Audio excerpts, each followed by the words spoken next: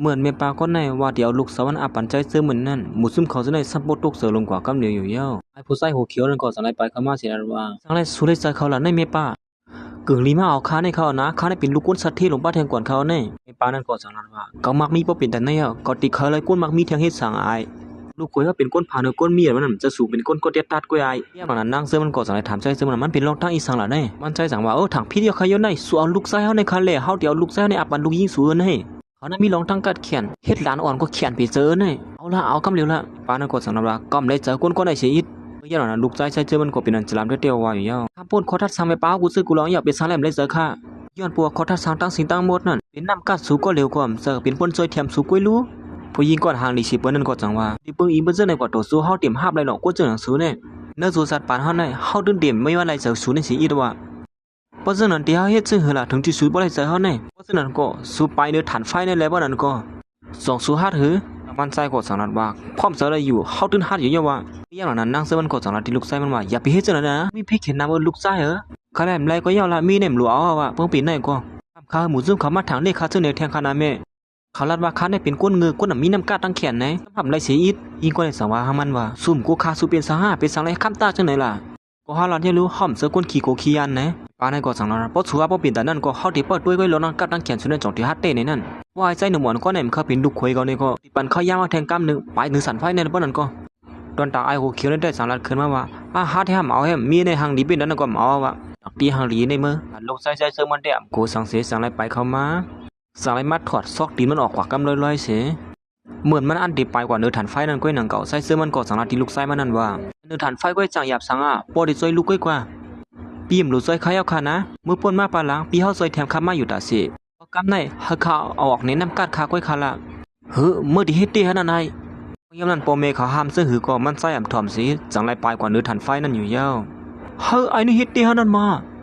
ก่อนเป็นเมเขาก็ไม่จะจนตัดลูกไส้มันก่อมจังเฮ็ดจึงหือน้องใส่เสื้อมันก็อมเลยซอยแถมอีสังมันเย้าย้อนปัวมันใส่หามไปเฮ้เขายอมเฮ็ดตอนแต่เฮาบ่เป็นตาได้ที่หาในมาเฮาที่ถ้าสร้างเฮาสู่หันว่าเฮาหักสู่กะหือเฮาเลยจะสู่กะหือในนั่นหรือสินั่นห้อมเสื้อคนขี้ยันขี้กูเหมือนเสื้อหนานสุรัตนั่นนะไอเปลี่ยนหลายในกดสั่งว่าไอในเฮ็ดเด้มันเพราะด้วยขาน่ะก๋วยขี้ลิงหมดอย่าเมื่อเด้กำเล่นสู้ลูกไส้ออกก็อย่ามีดังวนอย่าหลงแน่มันจะเขายามมาลาดเย็นเสื้อไหนอยู่ฮะเนี่ยเหมือนมันไปป้วนออกมาอย่าก็ขาอ้วนขาอ่อนของมากำเหลียวอยู่เย้าแม่เขาก็สั่งว่าพวกขาลูกไส้มันไปไล่มาเนี่ยเนื้อสูสัตว์ปันลูกไส้เนี่ยเดี๋ยวให้ซื้อหือเย้าล่ะไอเสื้อมันก็สั่งว่าเฮ็ดสั่งลูกไส้เขาเป็นมังงือบ่เป็นแต่ไหนได้มาไอก็สั่งเลยสั่งลูกน้องมันเอาเราคือเข้มเสียเปื้อนนั้นมายดยาผ่านขาลูกไส้มันกำเหลียวเนี่ยเย้าขาหูนะ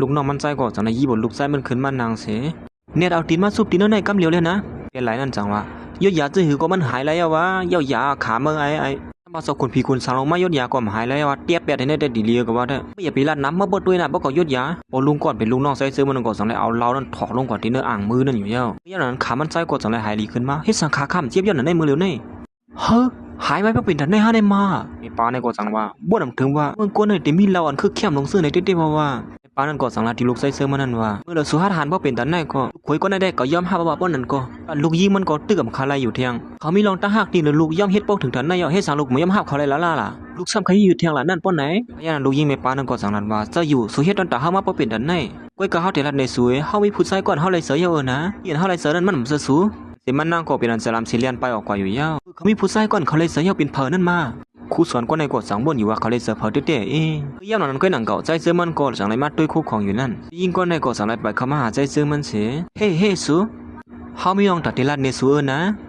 ะสูมีลองอีสังมาลาตีเฮาไหลยิงก็ทางหลีสิปดินโฮเฮ็ดก็สั่งไรไปเขามาหาใจเสือมันเสียมีลองตัดทีลัดในใจเสือมันในอยู่ยาวคืออย่าไปลัดนะว่าสุติอยู่จมรู้ไส้เฮาอยู่ในนั่นก็ในกดสั่งลัดขึ้นมาว่าเฮาเลยเสือสูนะสัวคือก็มีหลายคะแนนกำหนึ่งดูมือย่ำของนั้นก้อยนางเก่ามีผู้หญิงคนหนึ่งเรียนลงมาเทียงเสียมันนางก็กูเป็นมาหาในจังไรเดียนเขากอดดินเนอร์ซุ่มนั่นอยู่เย้าเขาย่ำนั้นผู้หญิงก็ในก็สังไรมาลาเทียงว่าเขามีรองตัดดิลัดเนสัวนะ